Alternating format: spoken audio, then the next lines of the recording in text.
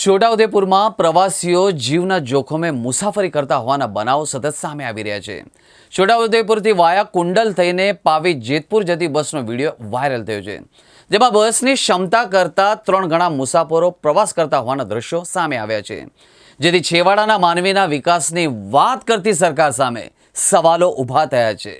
સરકારની ST bus આ route પર માત્ર એક જ ચાલે છે, વળી મોટી બસની જગ્યાએ નાની બસ હોવાથી મુસાફરોને પશુઓની જેમ બેસીને મુસાફરી કરવી પડી રહી છે।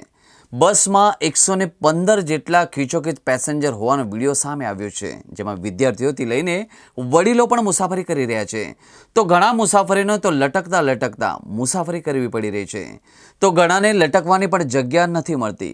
માત્ર એક બસ ચાલતી હોવાને લઈને સ્કૂલના વિદ્યાર્થીઓ અને ગ્રામજનોને ભારે તકલીફ પડી રહી છે।